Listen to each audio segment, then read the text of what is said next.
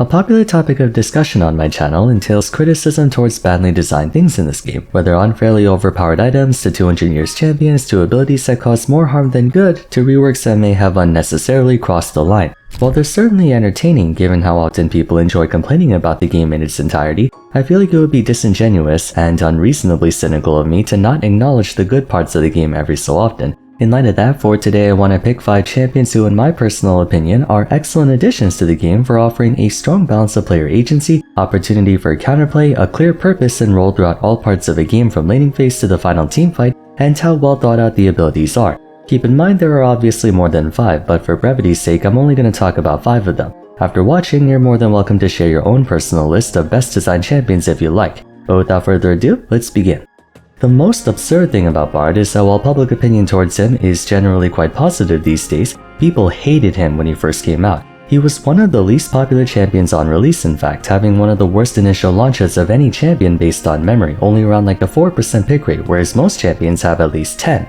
A lot of that had to do with him being arguably the most unusual support champion to come out back in the day. Atypical playstyles are a dime a dozen in this day and age, nearing the point where a quote-unquote normal champion like Yunara is the unicorn of the group. But Bard was one of the first in a new generation of supports to come out, and his perma-roaming playstyle coupled with his unique abilities made him an acquired taste. However, people have warmed up to him over the years, and in retrospect, many would consider him one of the best designed champions in the game. Bard is classified as a jack-of-all-trades support, someone who can do a little bit of everything depending on the situation. He has decent damage output, especially towards the mid to late game when you stock up on chimes, and the whole incentive behind Traveler's Call makes it so Bard can apply good pressure throughout the map without forfeiting too much in experience, taxing the player's ability to find a clear balance between roaming and laning. Cosmic Binding is one of the most clever ways to design a strong stun, lining things up to where Bard throws a Q at a priority target standing between him and a wall or other entity. On its own, it's a fairly harmless projectile that does passable damage, but through good positioning and awareness it becomes a deadly hard CC tool even stronger than that of a Lux Binding or Zyra Root.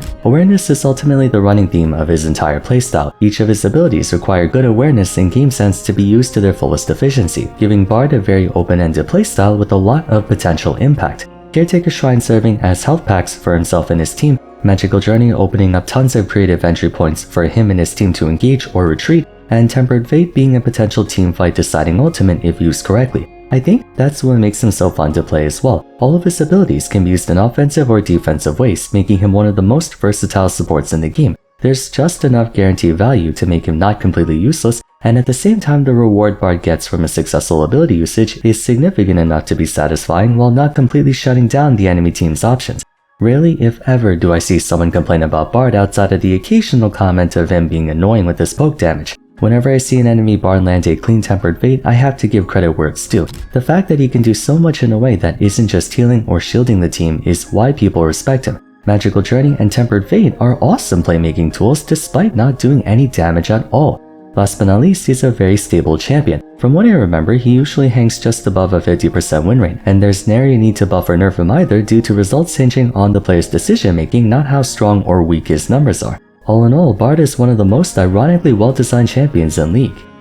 Next champion is going to be Orianna. Though she may not quite be on the same level of eccentricity as Bard, longtime players can definitely appreciate what she brings to the table. The best way I can sum up Orianna in a single word would be reliable. She's a reliable mid laner. Anytime I see an Orianna on my team conceptually, it's reassuring as she can be a good complement for all manner of team compositions. Just like Bard, Orianna's got a bit of everything that can be used in a wide variety of situations. She has consistent damage output through command attack and dissonance, positioning her ball to attack enemies. Chaining her Q and W together leads to solid burst straight DPS. More importantly though, dissonance offers an electric field that speeds up allies and slows enemies down, affording Orianna a modicum of area control which can be great for both parts offense and defense. The ball itself also exerts continuous pressure to the enemy team on account of the constant threat of Command Shockwave, one of the OG Wombo Combo ultimates that even to this day is greatly feared for what it can do. You'll find no shortage of clips that showcase how devastating it can be with the right team, or honestly even just by itself. Orianna can use it to start a teamfight engage, especially if the enemy team doesn't pay attention to where it is. She can follow up on a teammate's attack by attaching the ball to them for a wombo combo,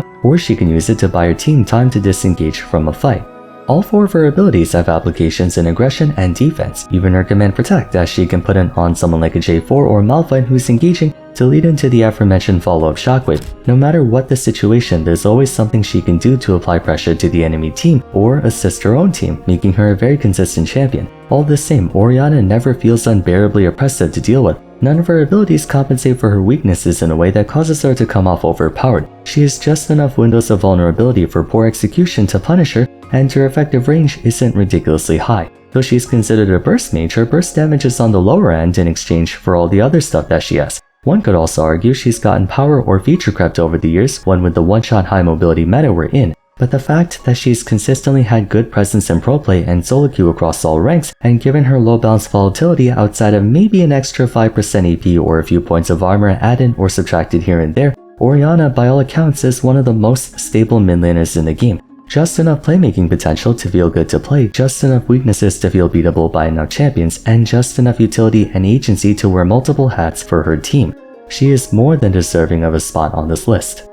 Everyone knows it wouldn't be a Best Design Champions video without the golden boy of League of Legends, Jhin, who many would claim is the single best design champion in League. The sheer amount of time, attention, effort, manpower, and promotion that went behind this guy puts every other cast member to shame even 9 years later. I can't remember the last time Riot Games went above and beyond for this guy. Jhin is a testament to how good champions can get when designers have the freedom and resources to think everything through.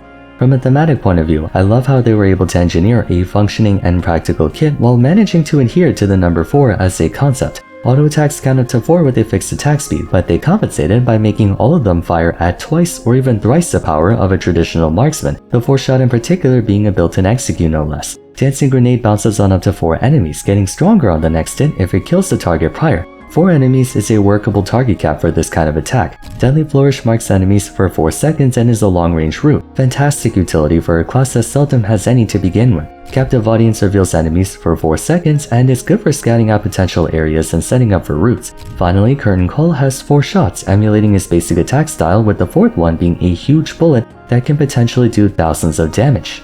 More than being a shining example of how taking their time leads to an incredible champion, Jhin's a shining example of divergent design.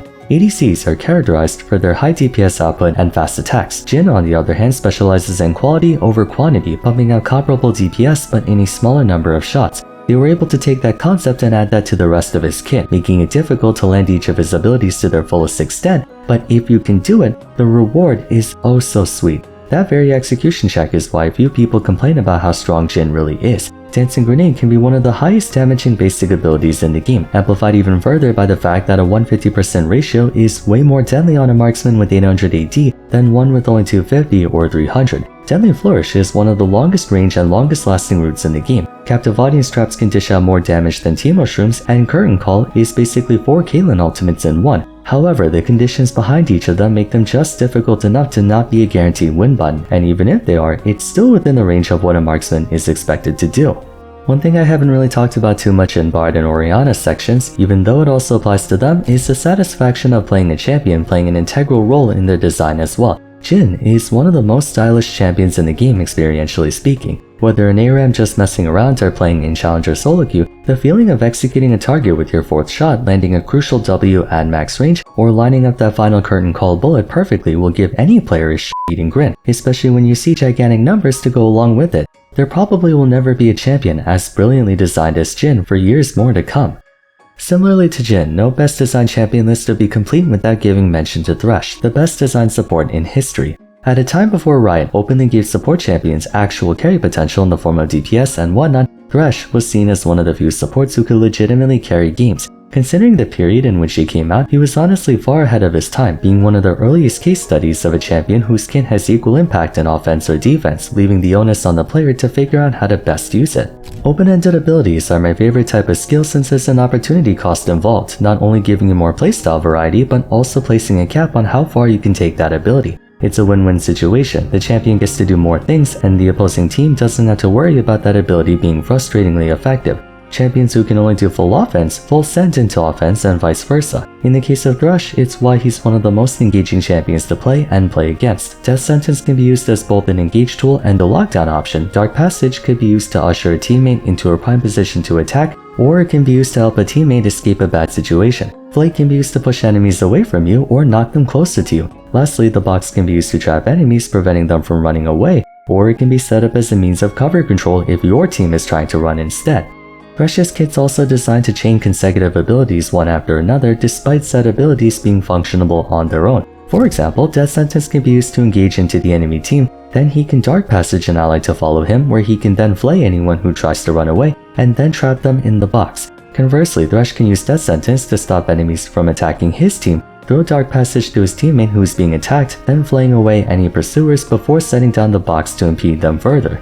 Alternatively, you can always use each ability separately whenever they're demanded of you. He's just a solid, well-rounded champion with good control and engage, but not too strong to where he feels obnoxious to deal with. Other supports might specialize more heavily in one aspect or another, like how Blitzcrank is way better at singling out targets and locking them down, or Alistar being a better frontline, but having that kind of option select on a support champion especially is why everyone respects Thresh. There's a clear difference between a good and a bad one, and he's without question one of those champions who can tangibly impact the game by himself. Last but not least, Fiddlesticks. Much like how Jhin was a combination of thoughtful in-game design and great visual execution with a bit of promotion, Fiddlesticks was a well-received and advertised champion despite getting one of the smallest VGUs in League in terms of actual gameplay changes. On paper, his Q, W, E, and Ultimate had the same end goal after being changed. It's mostly how they reached the end goal that changed, but in more constructive and nuanced ways. Terravai, for example, can now be triggered on multiple targets if you remain hidden for a short period of time before attacking with an AoE ability like Reap or Crowstorm. Bountiful Harvest is the same as Drain, only you can now give the big suck to multiple targets, which was the biggest incongruity in his old kit. Fiddle was always about big teamfight damage, and yet his main damaging ability could only really apply to one person. The jury's out on whether Dark Wind is better than Reap, considering one's more of a neutral tool with higher damage output against less enemies, not to mention being point and click, while the other is more immediate. But in the context of Fiddle's current kit, immediacy takes precedence, I would say, because ultimately that's what Fiddle's MO is. He doesn't share the same playstyle versatility as the other four I mentioned, which can lead to some people disagreeing with him being well designed, as he's a one-trick pony and all, but the way he goes about achieving that one trick is what makes him so good. Fiddlesticks is all about catching the enemy team off guard and overwhelming them before they get a chance to do anything about it. Every part of his kit is best used in a front-loaded manner, onslaughting his targets with a surprise Crowstorm before chain CCing them and hopefully killing them during that time. Done correctly, he single-handedly wins teamfights and by extension the game. But if the enemy team sees him coming and or can respond to his engage, in other words they don't fear him, his pressure diminishes considerably, which is the point. Fiddlesticks relies on literally jump scaring you and killing you in that time. His old kit wasn't very good at that considering how slow he was to go about it. In response, they arranged it to make him much more front-loaded at the expense of everything else. The way he plays carries a subtle yet domineering effect in any game he's in. Players have to now position themselves and navigate the rift in ways that, for his team, give him the best angle of attack, or for the opposing team stops him from doing so. It's that implicit macro pressure that adds to his character as a champion. He's all about fear, both physically and psychologically. A team who doesn't respect him and plays accordingly gets punished, and a team who does can deal with him very easily, making games involving him quite interesting. Satisfying for his team when he lands that killer 3-man ultimate, or emboldening for the enemy team when they successfully thwart his attempt at doing so. For that reason, I find Fiddlesticks to be a spectacularly designed champion, design and experience-wise. Like I said, there's obviously way more than 5 champions, and I would be more than happy to make a follow-up episode on this topic again if you're interested. For the time being though, be sure to let me know what your 5 best designed champions are in the comments down below, and as always, if you enjoyed the video, a like and subscribe would be much appreciated. Don't forget to follow me on Twitter at Vars, join my Discord server, and why not check out my video on the worst designed champions if you haven't yet. But till next time, thanks so much for watching, and I look forward to seeing you again soon. Take care.